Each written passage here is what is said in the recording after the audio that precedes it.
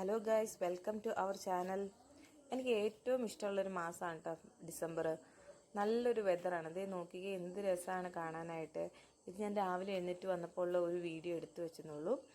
ഇതേ നമ്മുടെ വീട്ടിൽ ഡെയിലി വരുന്ന ഒരു പൂച്ചക്കുട്ടിയാണ് കേട്ടോ. ഇതേ വെയിൽ കൊള്ളാനായിട്ടിരിക്കുകയാണ്. അപ്പോൾ ഇന്ന് മമ്മി സ്പെഷ്യലായിട്ട് ഒരു മീൻ വറുക്കുന്നുണ്ട്. അപ്പോൾ ഇതേ പൂച്ചക്കുഞ്ഞ് അത് വെട്ടുന്നത് കണ്ട് അങ്ങോട്ടേക്ക് പോകുന്നതാണ്. മമ്മി ഓൾമോസ്റ്റ് ഇതേ അതൊക്കെ ക്ലീൻ ചെയ്തു. അത് നന്നായിട്ട് വൃത്തിയായിട്ട് കഴുകിക്കൊണ്ടിരിക്കുകയാണ്.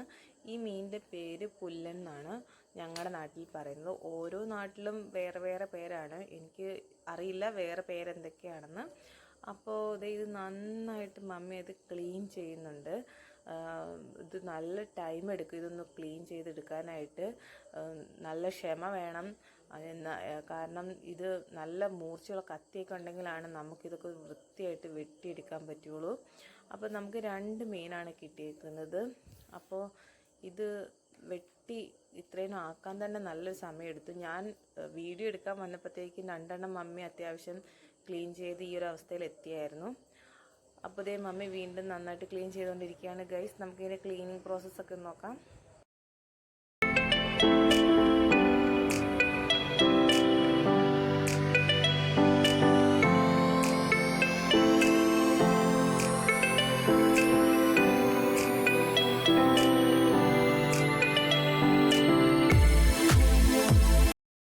നന്നായിട്ട് ക്ലീൻ ചെയ്ത് കഴുകിയെടുത്തു. ഇനി അതിന് ശേഷം അത് നമുക്ക് ആവശ്യത്തിനുള്ള സൈസിന് മമ്മി അത് മുറിച്ചെടുക്കുകയാണ്.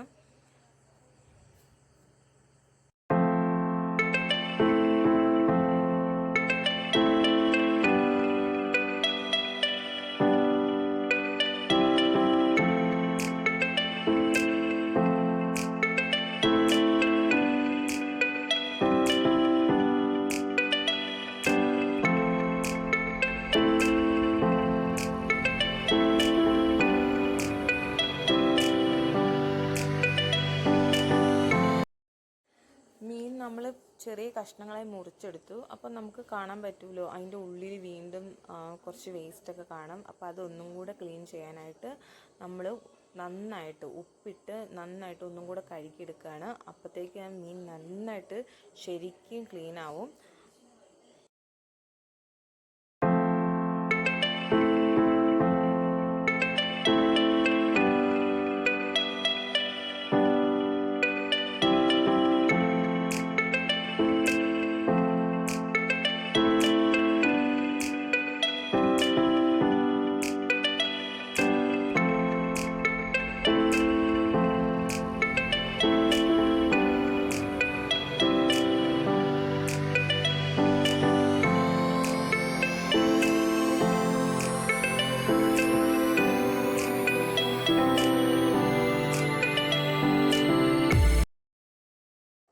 ഉപ്പിട്ട് കഴുകി കഴിഞ്ഞപ്പോഴത്തേക്കും അതിലെ ചെളി എല്ലാം പോയി. അതിൻ്റെ ഉൾവശം എല്ലാം നന്നായിട്ട് ക്ലീൻ ആയിട്ടുണ്ട്.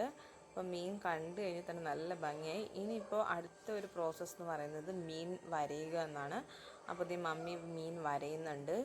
നന്നായിട്ട് മീൻ വരഞ്ഞാലാണ് അതിൻ്റെ ഉള്ളിലോട്ട് നമ്മൾ ഉപ്പും മുളകൊക്കെ ചാലിച്ച് ചേർക്കുമ്പോഴത്തേക്കും നന്നായിട്ട് അതിൻ്റെ ഉള്ളിലോട്ട് ഇറങ്ങി ചെല്ലുള്ളൂ. അപ്പോൾ അത് വരിയുകയാണ്.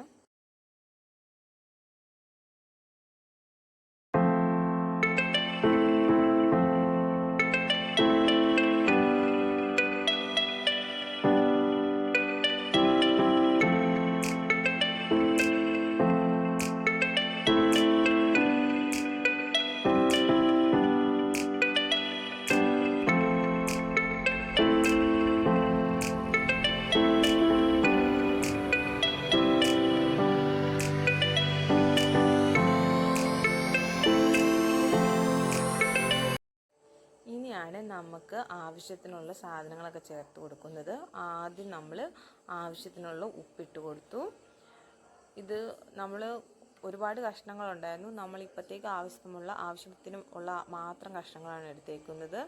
3-4 കഷ്ണം എടുത്തിട്ടുള്ളൂ. നമ്മൾ ഉപ്പിട്ടു. ഇനി അടുത്തായിട്ട് നമ്മൾ മഞ്ഞൾപ്പൊടി ഇട്ടു. ഇത് വളരെ സിമ്പിളായിട്ടുള്ള ഒരു ഫിഷ് ഫ്രൈ ആണ്. നമ്മൾ മുളക് പൊടി ഇട്ടു.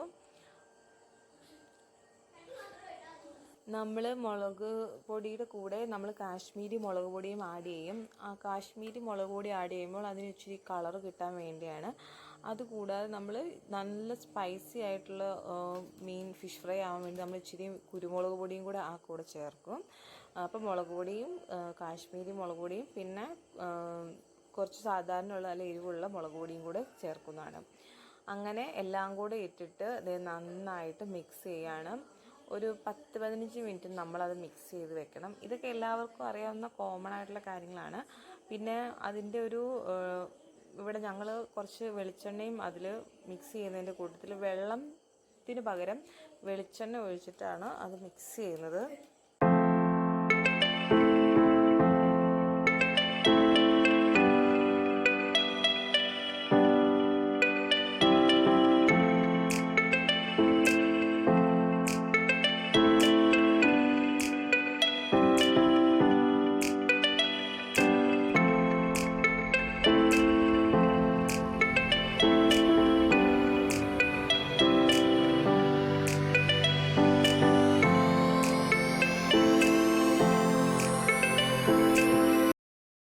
അങ്ങനെ ഒരു 10-20 മിനിറ്റ് നമ്മൾ ആ മുളകെല്ലാം പുരട്ടി മീൻ അങ്ങനെ വെച്ചു. അതിനുശേഷം ഇനി വറക്കാൻ പോവുകയാണ്.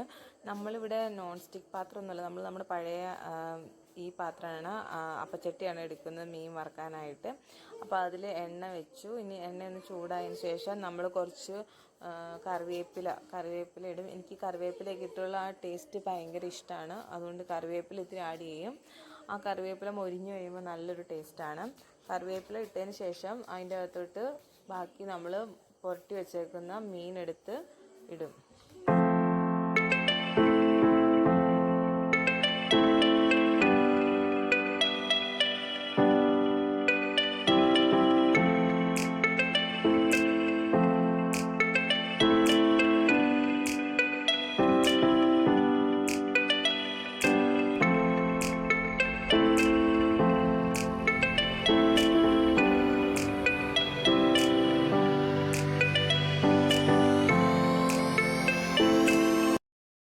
അങ്ങനെ നമ്മുടെ ഫിഷ് നന്നായിട്ട് മൊരിഞ്ഞ് ഫ്രൈ ആയിട്ട് വരുന്നുണ്ട്.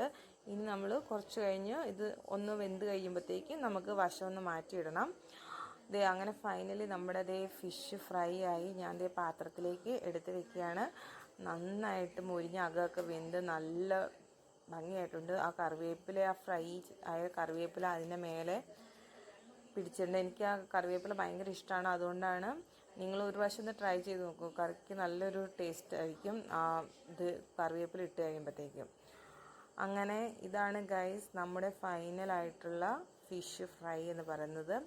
പുല്ലൻ വറുത്താണ്. നല്ല ടേസ്റ്റായിരുന്നു. നിങ്ങളെല്ലാവരും വീട്ടിൽ ട്രൈ ചെയ്യണം. Okay, thank you.